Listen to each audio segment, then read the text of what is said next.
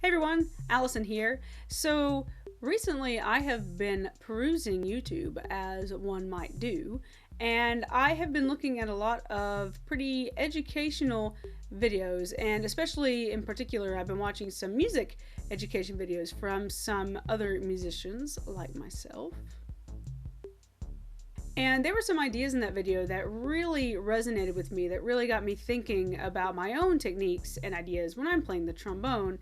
And I thought it would be good old fun to just go through a few things that I encounter quite a lot that happen with either newer trombone players or, in all honesty, with some players that are looking to change up their sound. Like, for example, me in university, where I was just like, and then I changed a couple of things, and then it kind of sort of happened.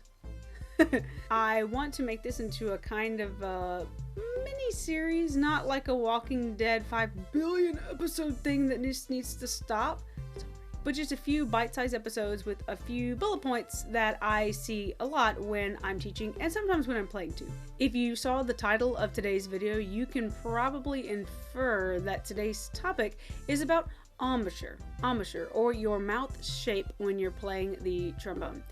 I think that besides air, embouchure is definitely, for me, the most important aspect of playing, and specifically trombone playing. Unlike other instruments, brass players actually have to, work to make a sound, as in we have to use a part of our body to make the vibrations to produce a sound, which of course is going to be our lips, right?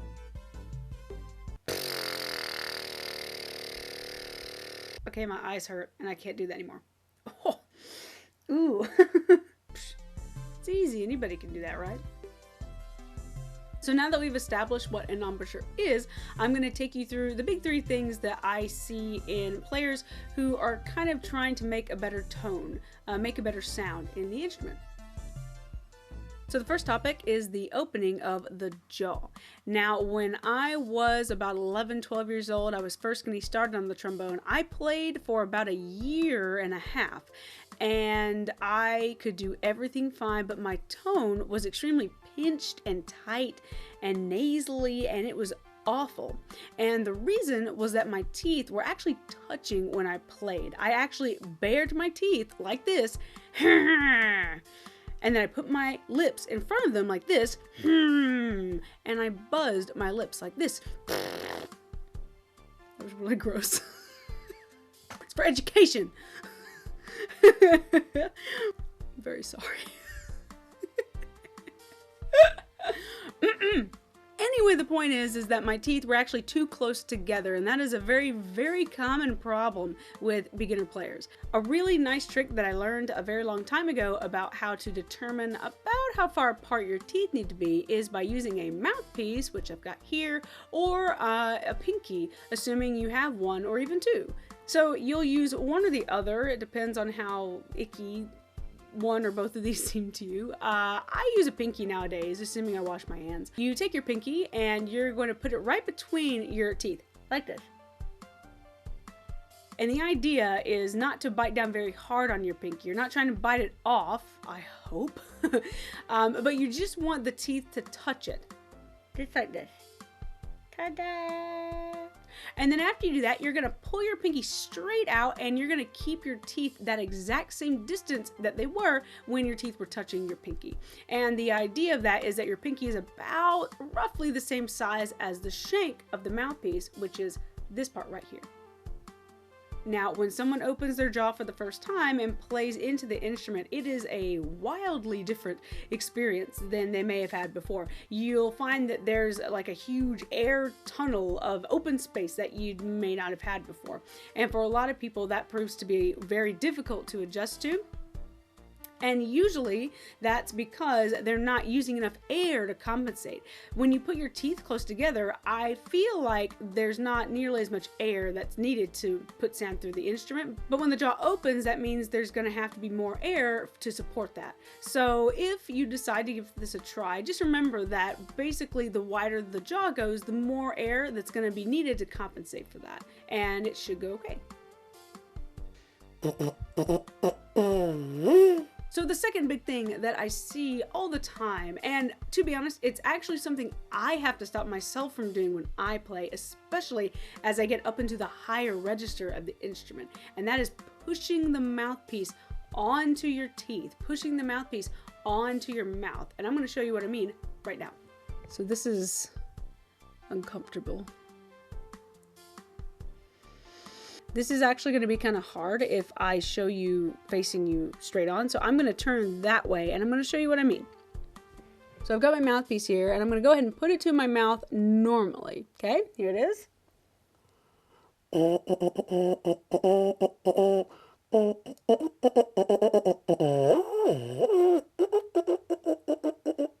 Let me show you what happens if I put the mouthpiece to my mouth and if I start to push it onto my teeth, like if I start to really put pressure on. Here we go.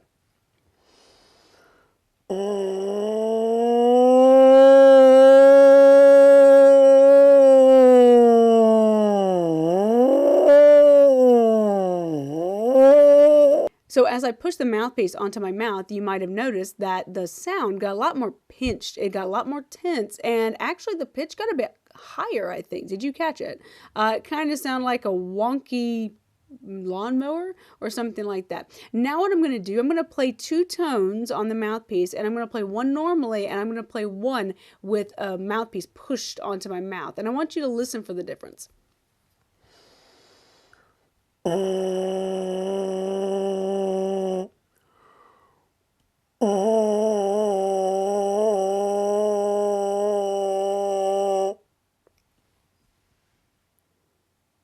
So as you could probably hear, when the mouthpiece is pushed this way onto your teeth, pushing into your mouth, you're going to get this really unpleasant sensation. First of all, it's going to feel pretty painful and tight, not good, but also your sound is going to be pretty pinched and it's going to sound really strained. And whenever we're playing the trombone, it should never sound like we're having a lot of tension, right? The goal is to take whatever tension you have and try to lessen it as much as humanly possible. The trombone should never hurt you. The trombone should love you all the time. Yes. Now, the third big thing is actually very related to the second big thing, and that is about embouchure and embouchure tightness. Now, if you go online, you'll probably see a lot of people asking this question: how do I play higher? Which is a really good question, by the way. That is a good question, and I think it's good to ask it. But a very common answer I seem to hear around is one that just says, tight embouchure. And that's not a complete and total lie, by the way. That's actually true when it comes to the corners of your embouchure. But I'll be honest, what most brains are going to process the words tight embouchure as is tightening everything. This entire thing from here to here. Now, what do you think happens when your lips, along with the corners of your mouth, tighten up? Well, it usually means, right, that your lips aren't going to be able to vibrate anymore, and without that vibration, you're not going to have, sound that you need to play the instrument. And so a trap I fall into a lot playing high is thinking tight. And if I think tight, this is going to tighten up, and then my sound is not going to be good. It's going to be strained and airy and foofy and just not good. And I'm going to show you exactly what I mean. I've got my mouthpiece right here. I'm going to play a nice, even, mid-range note, totally relaxed. And I want you to listen to the tone. Not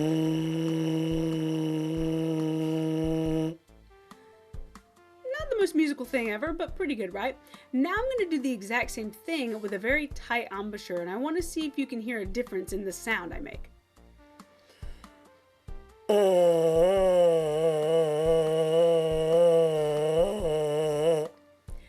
Now, you notice that the tone actually does seem a bit brighter, not quite as airy as the first tone. That's true. But you also may have noticed that the tone wavered quite a bit. It sounded quite nasally and a little bit tense, and just generally, in my opinion, not as good as the first one.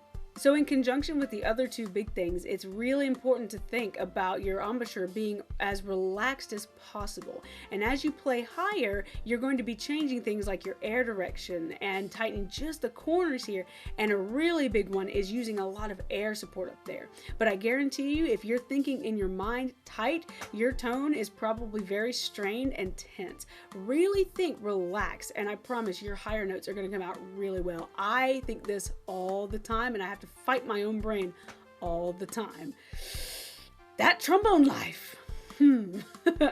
All right, before I go, I want to do one more thing. I'm going to actually take out my whole instrument and I'm going to demonstrate some of the things I just showed you on the mouthpiece. And I want to see if you can tell the difference in tone between the two different methods I'm using. Here we go. Okay, so I'm here with the full trombone. I'm going to play an F, middle range, just plain old F. I'm going to play it first normally. And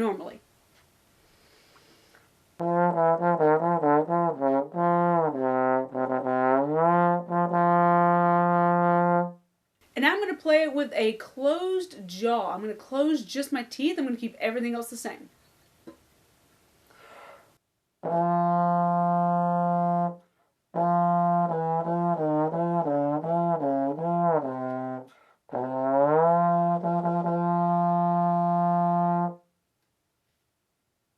Now I'm going to tighten up the entire embouchure. If everything is really tight in the mouthpiece, this is what it will sound like.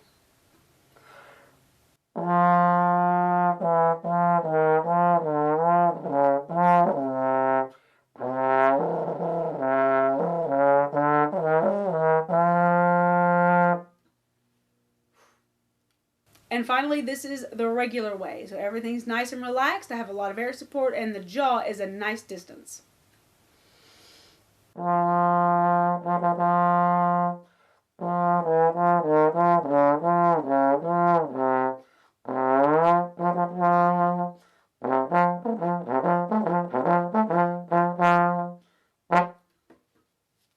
And that's it. I hope that these points have got you kind of thinking about your own embouchure and your trombone sound. I'm sure that there are probably 1,000 videos that are exactly like this one, probably telling you the same things, I would guess. But you never know. Sometimes it takes a person saying it in a specific way that triggers somebody and makes their brain go, oh, I see. So I figured I would just kind of sit around, chill out with you for a little bit and give it the good old college try. By the way, I have recently begun teaching trombone lessons online, and I have mostly been using Zoom, but I am able to participate in other platforms. If you have any questions about trombone lessons, feel free to email me. My email is allisonmartintrombone@gmail.com. Yeah. I got spit from my mouthpiece on my hands. It's gross. Ew. And I think that is it for today. So, yeah, thank you very, very much for stopping by, and I will see you next time. Yeah. I always feel like I'm forgetting to say something, and I never know what it is, so... Oh my gosh, you know what? The truth is I really wasn't going to say anything. And I just cut to black because I was trying to be the Sopranos.